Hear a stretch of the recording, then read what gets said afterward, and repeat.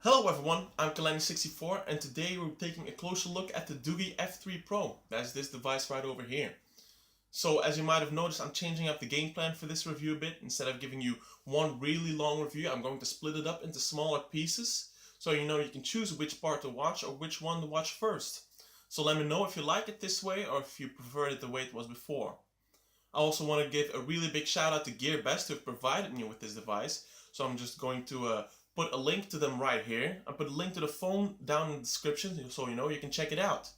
That's pretty much all I want to say about this, so let's not waste too much more time and go straight to the review. So hello everyone, today we're looking at the Doogee F3 Pro. The F3 Pro is one of the latest outings by phone company Doogee. And it's supposed to be marketed as a low to mid budget device with decent specs to boot. Now if those claims hold up, we'll see about that today. I'm going to start off with a small unboxing so you know what you get when you order the device, what comes in the box.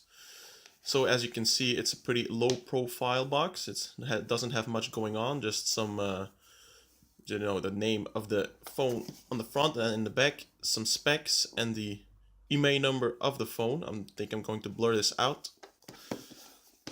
So without further ado, let's open this thing up. Let's remove this bubble plastic. And right here we've already got the phone. Let's take it out. We'll look at this more later. The first thing I'm going to tell you is that it comes out of the box with a plastic case of sorts. This thing.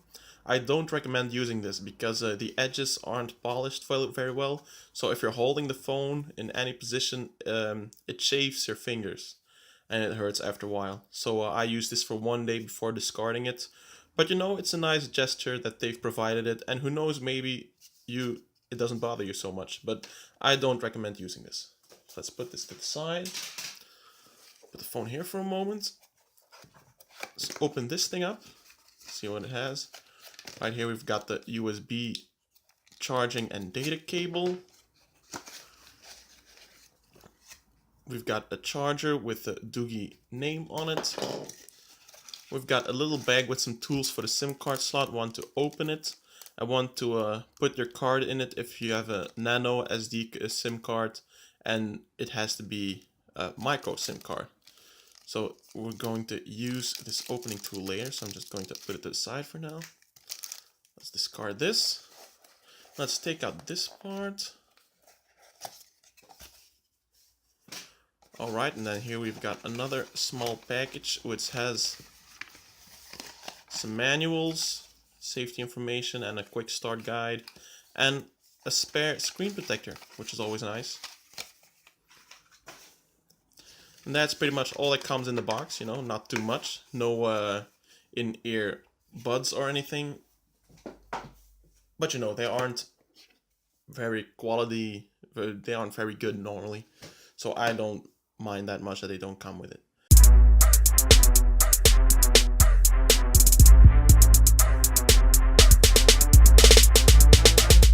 So going on with the design of the phone. I have to say I'm really fond of this kind of design, it's I'm not that fond of a non-removable battery. I'd rather have control over my device so I can maybe, have more than one battery as a backup. But if you want to make a non-removable battery device, this is how you do it. It's really thin. It feels really sturdy, really stable.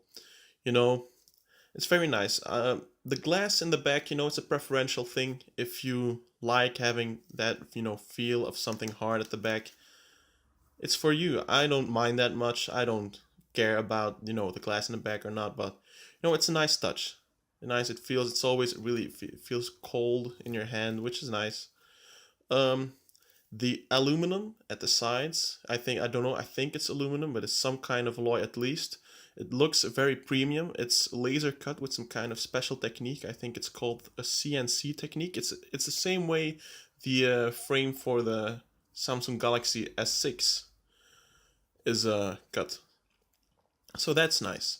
Some things that we can see about the design. We've got the camera here, the calling speaker here, the IR sensor for, proximity sensing and stuff is over here.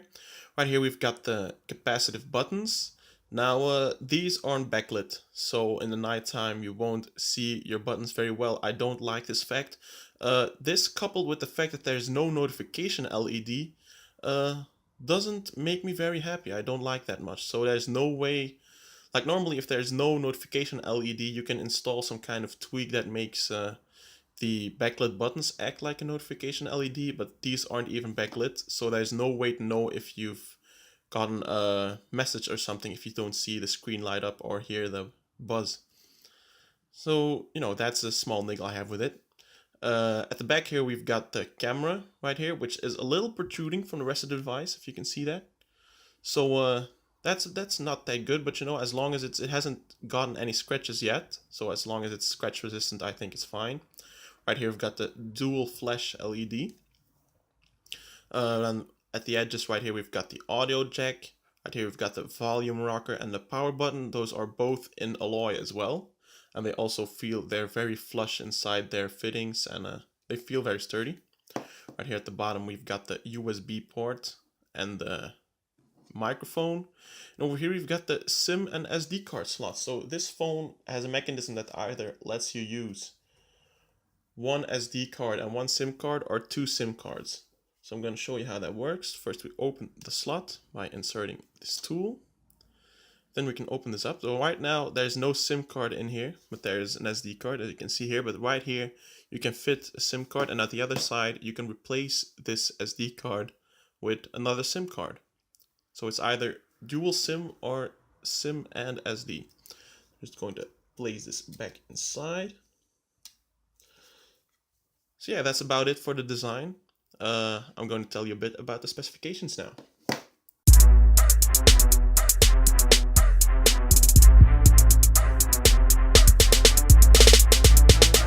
So I'm just going to talk about the specs real quick. The device is powered by a MediaTek 6753 system on chip, which is weaker than the 52 variant, but it has way more LTE bands. So if connectivity is more important to you than power, than performance, then this chip is better for you. The screen is a 5-inch full HD screen with IPS technology. It is covered by a pane of Corning Gorilla Glass 3, as is the back, so you don't have to fear leaving your keys in your pocket with your phone, because the screen is supposed to be pretty scratch resistant. The cameras are a 13 megapixel sensor in the back and a 5 megapixel sensor in the front. Now on the box these are advertised as being 16 megapixel and 8 megapixels respectively, but these are software interpolated values, so I wouldn't count on those values too much. I wouldn't, expect those kinds of qualities. The battery is a 2200 mAh battery. It seems pretty small, but it's only a 5-inch phone. It's only a 5-inch screen, and actually Doogee have done a pretty good job in optimizing battery performance, as you'll see later in this review. So the battery isn't as bad as it sounds. The phone is fitted with 3 gigabytes of RAM, which is pretty good for multitasking, especially for a phone at this price, and 16 gigabytes of ROM storage. Now this isn't a lot, but the SD card slot takes micro SD cards up to 128 gigabytes, so you can fit it with as much memory as you like. And of course the whole thing is powered by Android 5.1. Now I don't think there's much chance of this phone getting any significant updates, so I wouldn't count on getting a Marshmallow or anything like that. But it's recent enough, and I think more stage fright and stuff like that has already been solved on this device. So I think it's still a pretty trustworthy OS. That's pretty much all I wanted to say about the specs, so let's not dally and turn the thing on.